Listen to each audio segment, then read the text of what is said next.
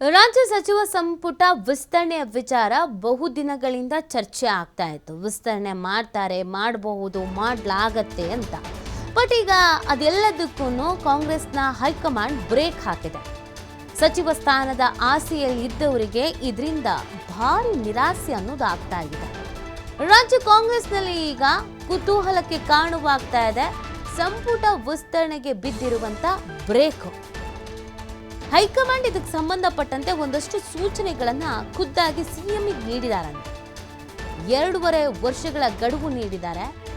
ಸದ್ಯಕ್ಕೆ ಯಾವುದೇ ಬೇಡಿಕೆಗೆ ಒಪ್ಪೋದು ಬೇಡ, ನೀವೇನೂ ಬೇಡಿಕೆ ಇಡಬೇಡಿ ಅನ್ನೋದನ್ನ ಹೈಕಮಾಂಡ್ ನಾಯಕರು ಹೇಳಿದಾರಂತೆ.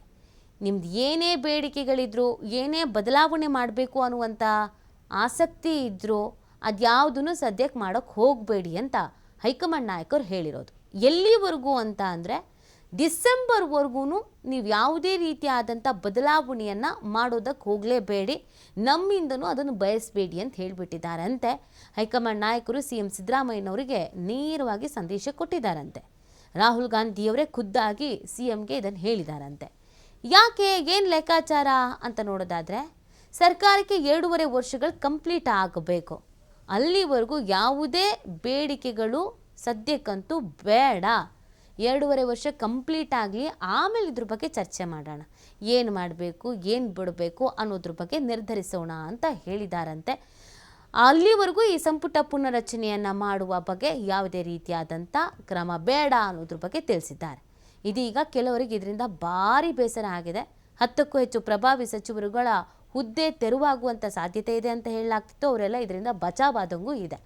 ಹೊಸಬರಿಗೆ ಅವಕಾಶ ಕೊಡಬೇಕು ಅಂತ ಹೇಳಲಾಗ್ತಿತ್ತು. ಹಾಗಾಗಿ ಕೆಲವರು ನಾನು ಅಂತ ಪೈಪೋಟಿಯಲ್ಲಿದ್ದರು, ರೇಸ್ನಲ್ಲಿದ್ದರು, ಎಲ್ಲ ನಾಯಕರುಗಳಿಗೆ ಗಮನಕ್ಕೆ ತರ್ತಾ ಇದ್ರು.